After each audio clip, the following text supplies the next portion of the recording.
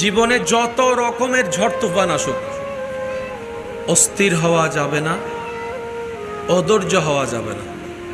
করণীয় কি? যা হওয়ার হোক, যেমন হওয়ার হোক, আমার একজন মালিক আছে, আমাদের একজন মালিক, তিনি সবকিছু দেখেন, তিনি সবকিছু শুনেন, এমন একজন মালিক আমার সাথে এখন যা হচ্ছে সব ওনার নজরে আছে। আর উনি চাইলে সেকেন্ডে রাত দিন হয়ে যায়, দিন রাতে রূপান্তর হয়, যিনি কোন বললেই ফায়াকুন হয়ে যায়, এমন একজন মালিক আমাদের। এরকম একজন মালিক থাকতে আমাদের টেনশন করার কোনো দরকার। আমাদের কাজ হচ্ছে যে ওনার হুকুমের অপেক্ষা করা।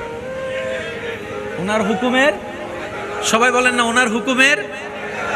উনি যাই দিবেন সেটাই খুশি মনে আমরা আপন করে নিব, অধৈর্য অস্থির হব না। চিৎকার দিয়ে বলেন ইনশাআল্লাহ, আরো জোরে বলেন ইনশাআল্লাহ। মনে রাখবেন, ধৈর্য এমন একটা নিয়ামত যেটার ফল আসবেই। ধৈর্যের ফল এটা আপনার চাচা, জেঠা, কাকা, মামা যতই যারাই অত্যাচার করুক না কেন,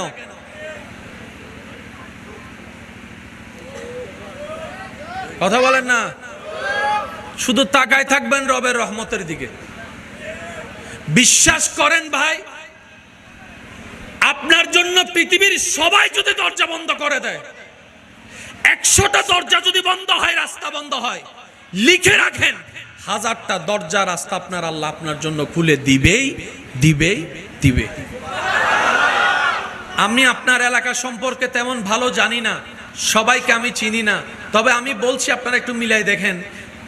এই এলাকায় এমনও কিছু বর্তমানে দনওয়ালা মানুষ আছে যারা একসময় বাতের বাতও পায়নি।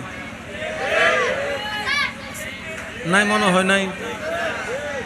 এই এলাকায় এমনও কিছু মানুষ আছে যাদের আন্ডারে শত শত মানুষ চাকরি করে, কিন্তু এক সময় উনি নিজে চাকরি করছে 20 টাকা, 30 টাকা, 40 টাকার বেতনে। আর একটু আওয়াজ দিয়ে বলেন আছে, আরো জোরে বলেন আছে। এই এলাকায় এমনও অনেক মানুষ আছে যারা টাকায় অনেকে পড়ালেখা করে, কিন্তু সে নিজে জীবনে পড়ালেখা করার তেমন কোনো সুযোগ আছে না। আল্লাহ কাউকে মাহরুম করে না, সবাইকে দেয়, কিন্তু দেওয়ার একটা সময়, ওই সময় সেটা আসা পর্যন্ত অপেক্ষা করার নাম হচ্ছে ধৈর্য। এবার কোরআন কি বলছেন দেখেন, ইন্নাল্লাহা মা'আস সাবিরিন। বান্দা জেনে রেখো, মনে